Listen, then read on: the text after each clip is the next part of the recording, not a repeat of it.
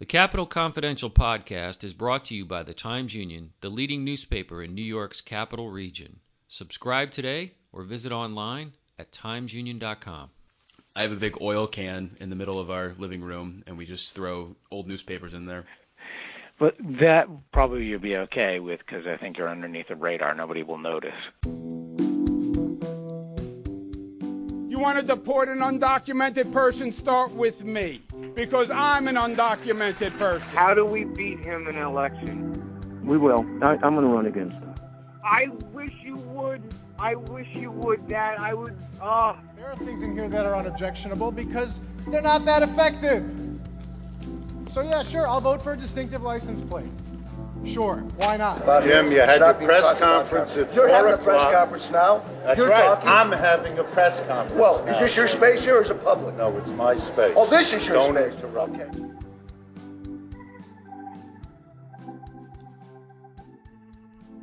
I'm David Lombardo, and this is the Capital Confidential podcast. On this episode, I'm trying to get a better idea of how the state's effort to battle climate change with an ambitious-sounding new law will affect New Yorkers, aside from all that cleaner environment and improved public health. What does it mean for our wallets, our jobs, and our lives? To understand all this, I turn to Darren Suarez of the Business Council of New York and Julie Tighe, president of the New York League of Conservation Voters.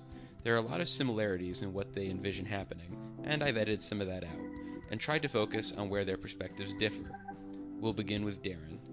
Enjoy the show. As of today, what do we know for certain about how the climate change legislation that was agreed to in the Capitol will affect the lives of New Yorkers? What's for certain going to happen? And then let's talk a little bit about what's up in the air. The big initial impact for New Yorkers is we'll have a definitive goal. So we have out in the future a goal in terms of emission reductions we want to make, and we have particular milestones along that pathway to get there. And for most New Yorkers, knowing that there will be a goal will provide some comfort or some relief that the state of New York is doing something very tangible to address climate change. So none of that sounds like we know exactly how we're going to get to those goals yet. Is that fair to say?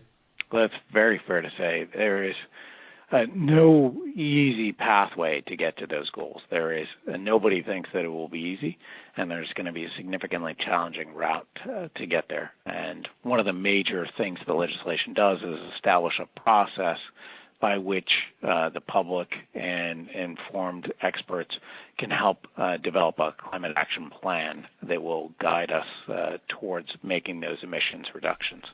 And if I recall correctly, this was important for the Business Council because you guys wanted to have, for lack of a better word, a seat at this table. Is that fair to say? Very fair to say. The business community had really advocated and was very concerned that in early drafts of the legislation that the business community didn't have a seat at the table. And by not being included in the discussion, we could certainly have policies that were directed in such a way which didn't reflect the transient nature or the nature of production. And we could actually see production go to other states, and as a result, emissions and globally increase. And when is this council going to start meeting, and who is on it aside from the business interests? Actually, the Climate Action Council can become effective immediately. So once January 1st, 2020 is when the legislation itself takes place, and they get to work almost immediately. And then they will issue a report by January 1st, 2023. So that's conveniently after 2 more rounds of elections? The cynical person may certainly come to that conclusion. But it is, we're talking about altering the course of our economy, changing significantly both individual and personal behavior, changing the transportation system significantly, altering how people live and heat their homes. There won't be any aspect of your life that won't be affected by the legislation. And when we talk about, for instance, how we heat our homes, I mean, for me personally, what is that going to mean? It's just a higher utility bill? Am I going to have to replace my boiler or hot water heater? What's it going to mean in terms of my house? Because that's really what all my reporting is about. How does this affect Dave Lombardo and company? Well, it really depends on how you're heating your home now and what methods you're using. For most homeowners, it may mean switching over to electric to heat their home. They may be using an electric system that uses geothermal to heat their home eventually. Eventually, they may have to switch from their current oil system to a system that basically emits less CO2 emissions.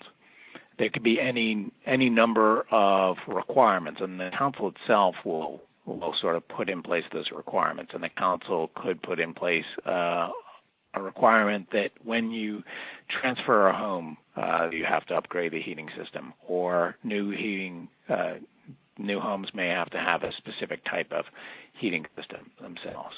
So there's going to have to be some sort of investment, though, by homeowners, probably either when they're purchasing a home or maybe even when they're just living in it. That's correct. And there are some projections that these could be quite costly. So just changing over the average home to an electric system has been projected to cost $50,000 a home. So there is some expense for consumers that could be coming down the pike. And part of the legislation includes, a focus on renewable energy use by utilities. And I'm curious if that'll have any effect on what ratepayers are paying for their energy in the meantime as that transition happens. Well, ratepayers have already been impacted by the cost of renewable energy and renewable energy goals. Those have already been passed on to individual consumers. We're going to see those grow exponentially.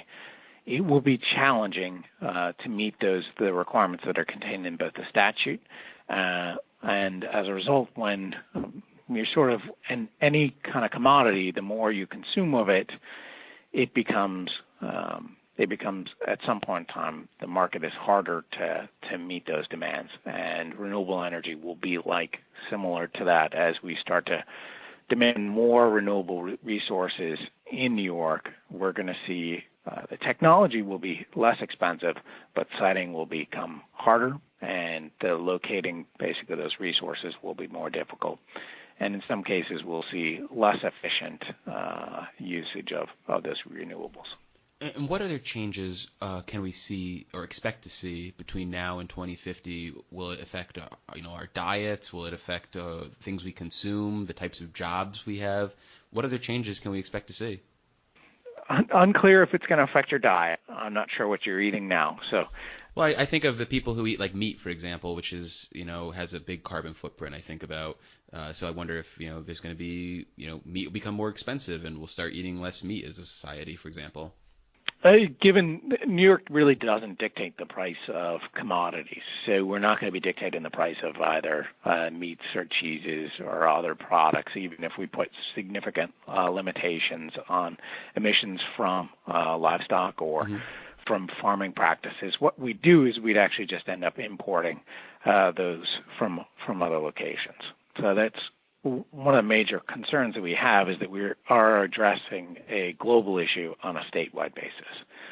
So the legislation really doesn't sort of contemplate seeing a change to changing one's diet, but you definitely would see more expensive just even to get those products to your home. To every aspect could.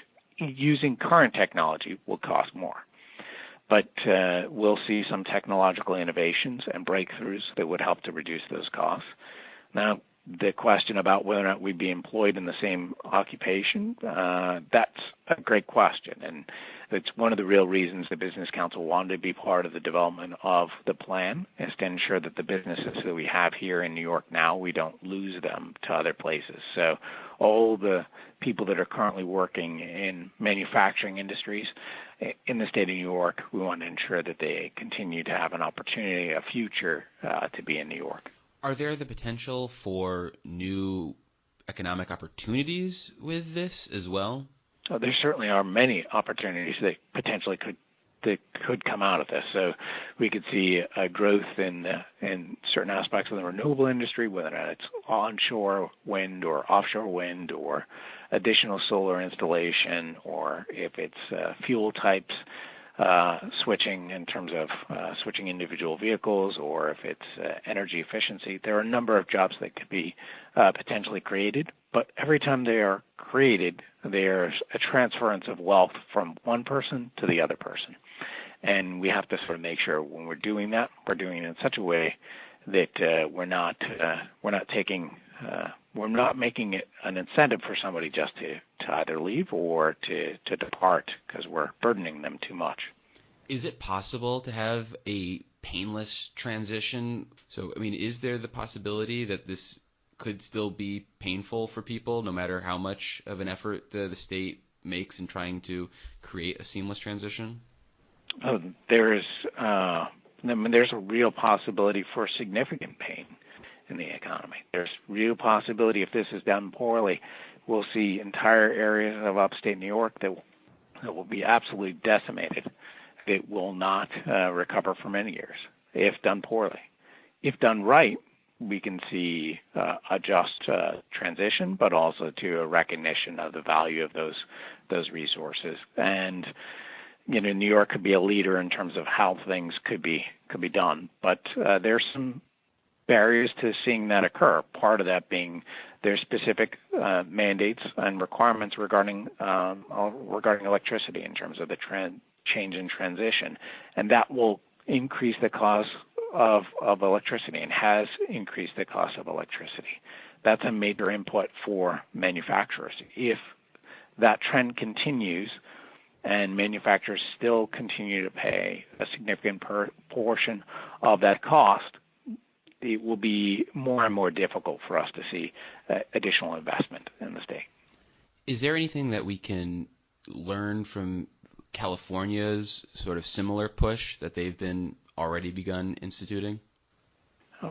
There certainly are a few things we can learn. We can learn one of the things California has made a commitment to its manufacturing sector to address the specific concerns that they have to ensure that they're part of the table, part of the discussion in terms of emission reductions. We can also learn from California that has put together a comprehensive plan on how to make emission reductions and changes. But we can also look at some of the failures of the California system, which we look at, they've deferred maintenance on a variety of their electrical grid itself, and this summer their system is potentially suspect to brownouts as a result of deferred maintenance on the electric transmission lines. So I think we can learn, take care of the things that we need to take care of, be aspirational, but don't forget the real needs of society as a whole. Will there be a need for, state investments that are going to just require more revenue, and thus there's going to have to be a need for higher taxes, or is most of the revenue that the state's going to use come from ratepayers? Ratepayers are a source of a significant amount of the revenue that would go for subsidies for the renewable energy system, and that is, in a real sense, a tax, and so those taxes will go up most likely, and there's no projection that won't continue to increase. And those taxes are also additionally taxed, so some of those occur on the commodity component, and when the price of energy goes up, actually sales tax revenue also goes up, and so consumers will be paying both more as a result of subsidies, but then they'll pay more taxes on top of those subsidies. How does nuclear power fit into the state's future? I think it's part of the solution going forward, and the continued operation of our current nuclear fleet, and then maybe the potential expansion of smaller nuclear facilities, which have been talked about for some period of time, about the use of sort of more distributed nuclear facilities, sort of the next generation of technology. And we'll be right back with Julie Tighe of the New York League of Conservation Voters. But first, let's have a moment of silence where a potential sponsor could advertise. And back to the show.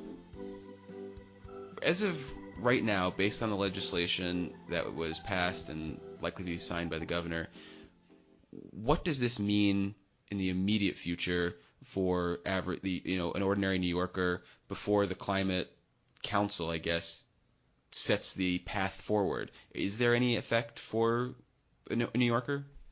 In the immediate short term, I think the answer is no. I think what broadly the bill will require, we'll start first with what the energy industry does, right? There are earlier requirements for the energy industry that are more straightforward, that don't necessarily have to wait for the plan that the Climate Action Council is to develop over the next 3 years, which is really about how we create a path towards achieving this very broad carbon neutrality across the economy goal and the 85% emissions reductions. In the meantime, however, there are activities that the state is encouraging and providing incentives for. For example, NYSERDA, the New York State Energy Research and Development Authority, provides a rebate for people who buy electric cars. They're trying to provide support to them and incentives to help people to make that move to electric vehicles, and that's under previous commitments that the state has made.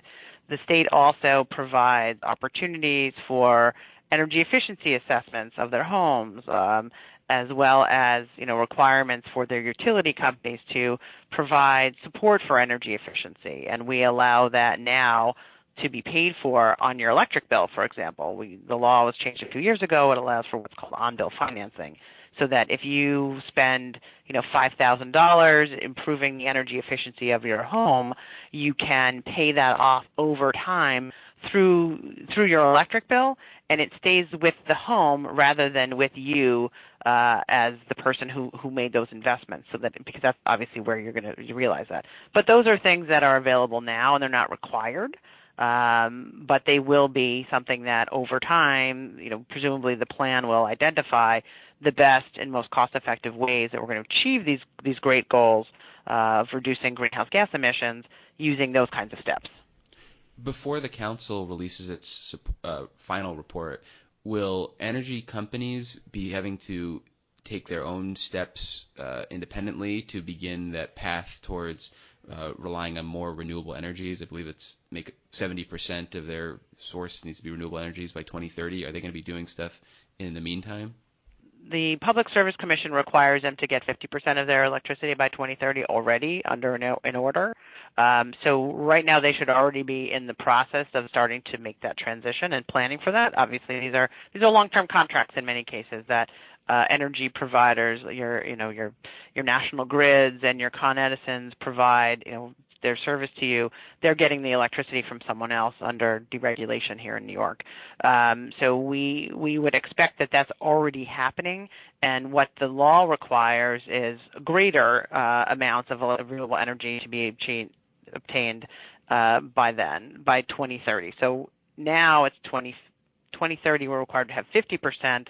In the future, it's going to be 70% by 2030 once the bill is signed, as you noted. And then by 2040, it's supposed to be all carbon-free. So we would expect that does not need to wait for the plan to come out. We would expect those utilities to be already working on that now, as well as the energy efficiency components. Obviously, the less energy we're using, the less energy you need to buy. So to the extent that we are, trying to get more renewable energy, it may not mean overall more electricity. It just means a greater percentage of that. And how are the energy providers, or the utility companies doing in this transition? Are we on track to get to 50% by 2030, let alone 70% by 2030?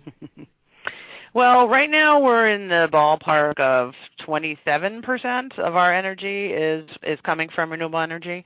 We're expecting any day now the governor to announce a massive announcement about offshore wind. So that would be something that helps to make up a big chunk. We're expecting that to be 800 megawatts was what NYSERDA had bid for. We're expecting it to be more than that. We hope it will be more than that. We hope it's going to be more than New Jersey's 1,100 megawatts.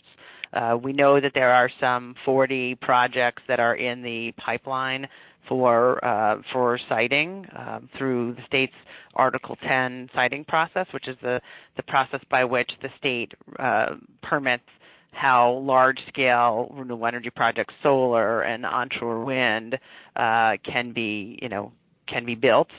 We have many projects in the pipeline that we're expecting to start rolling out hopefully in the next year or two. We have one project that's been through so far. It has been slower than we would all hope and desire. The league is actually trying to identify some of those barriers and make recommendations to the state for changes in policy, changes in practices, changes in laws that might be necessary to help expedite that process. I do think there is a path forward to achieve those goals. We all need to make sure that it's moving forward a little bit more quickly, though. As this transitioning is happening, how is this going to affect what ratepayers pay for their energy? Should they expect to see spikes in their bills? Will they maintain them? How does all this get paid for? I think that remains to be seen. I think there are rightful concerns about whether or not there's going to be cost increases, but I also know that the price of generating renewable energy is coming down. To the extent that we have renewable energy being generated closer to the larger users, which tend to be downstate, that will also reduce the cost because you're not transporting it as far. So offshore wind will help in that regard. And we know that those costs are coming down internationally and basically throughout the industry. So certainly we're hopeful that helps, protect electricity prices. We also, again, will see investments in energy efficiency. It's much cheaper to heat your home if you're using all of that heat within your building and you're not heating the outside world as well, which is what's happening now in many cases. I often tell people my house was built in 1853. It's quite old. I'm quite certain it is not fully insulated or as energy efficient as it could be. So having better insulation and making sure that you're sealing up any holes or leaks in your home, in some cases buying new windows that are more energy efficient, will actually reduce the amount of electricity you're using in the first place.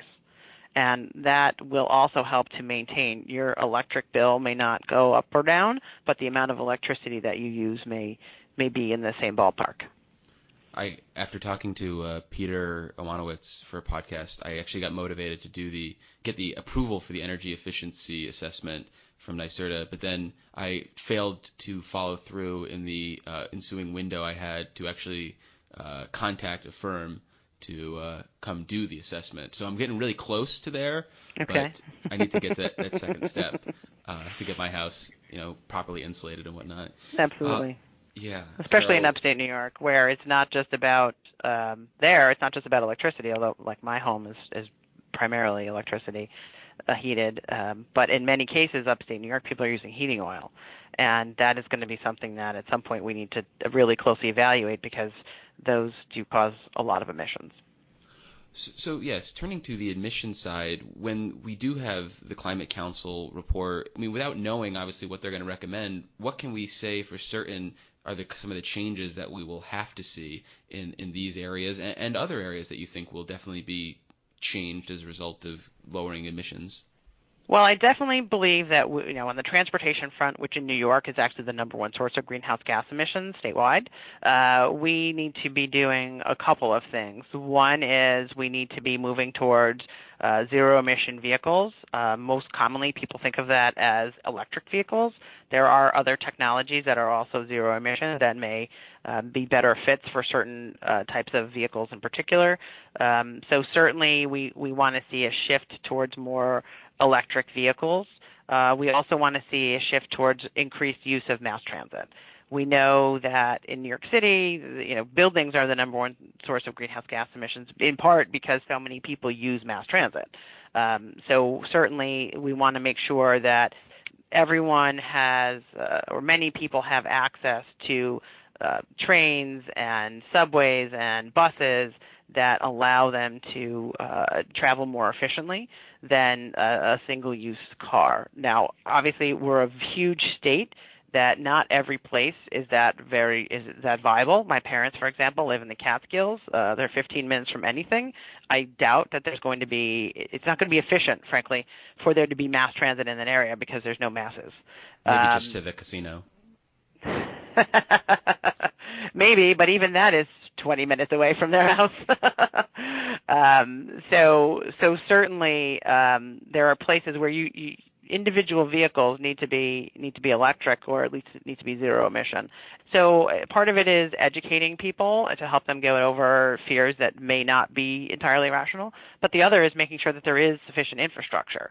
Many people who have their own home, they can charge their vehicles at home if they have a driveway or a garage. In other places, we're seeing investments by the New York Power Authority, by the Thruway, by the NYSERDA, by New York City, by other localities, using grants from the state that are investing in EV infrastructure, so that people have the security that, just like a gas station, you can drive 300 miles and know that you're going to have a place where you can refuel your car. So I think that's a big part of what the state is endeavoring to do, is to get 10,000 new EV charging stations out there by, I think, 2025. So I think that's a big piece of it on the transportation front. On the housing front, it is really getting those buildings to be energy efficient. New York City has passed a law that applies to buildings that are 25,000 square feet or greater. For the most part, there are some exemptions that requires them to get a certain amount of their energy from clean sources by 2050, and starting on a path by 2024 to help reduce emissions. And that's going to be something that we need to look at more broadly. Part of that is going to be updating the building code so that new buildings and major renovations are built to be much more energy efficient. And there are things we need to do, with our waste management, for example. One of the laws that passed this year is actually a law requiring certain large generators of food waste to recycle that food to the extent that they can, because that is a contributor to greenhouse gas emissions. It creates methane when it's decomposing, in a landfill, as opposed to going to an anaerobic digester or to a composting facility. So we want to make sure that we're managing our wastes in a better way to reduce the amount of emissions associated with them, and that'll be something that we think will help bring down the costs and, frankly, can create fuel. And it'll be lower carbon fuel than fossil-based fuels, for example. So there's going to be a lot. It's very different. I think there will be a lot of public education that needs to go into the plan, and we need to make sure that we're thinking about how we can change our economy in a way that society accepts. And frankly, there's a way to do that. So we have to be very cognizant of that. So we actually view this as a real opportunity to help stimulate the green economy. I think that certainly that's one of the objectives of the governor and the legislative sponsors, Assemblyman Engelbright and Senator Kaminsky, is to make sure that we're helping to actually create a green economy. It's not about old technology. I mean, when I first got Thriller, right, I had a tape. Then I had a CD, and then now I have, right, now it's whatever iTunes has. So we're constantly evolving. Which doesn't exist anymore. Kind of reminds me of Men in Black, right, where he said, now I'm going to have to buy the White Album again. Right? So technology is constantly evolving, and I think that, technology is going to be very helpful and, frankly, very important, in particular when we're dealing with how can we make our buildings more energy and heat efficient, because, like in my apartment, I have to manually change the air conditioner, so it's not set to a thermostat. In my house, I had not even that fancy thermostat that comes on at various times based on when I'm most likely to be home. So we're expecting there to be much more sophisticated versions of those thermostats, some of which already exist. Right? You see the smart thermostats now and the smart home technologies that are out there that can help to reduce the amount of waste that you have. Well, Julie, I really appreciate you walking me through all this, and I look forward to checking in with you sometime before 2023 when we get the Climate Council's final scoping report. Sounds like a plan. And that's our show. Thanks again to Julie and Darren for joining the podcast. If you didn't get enough of this issue in your ears, give your eyes a workout by checking out the story I wrote that is available on timesunion.com and on paper that gets delivered all across the capital region. If you enjoy the show, leave us a rating and review wherever you download podcasts. If this wasn't your cup of tea, keep it to yourself. Until next time, podcast adjourned.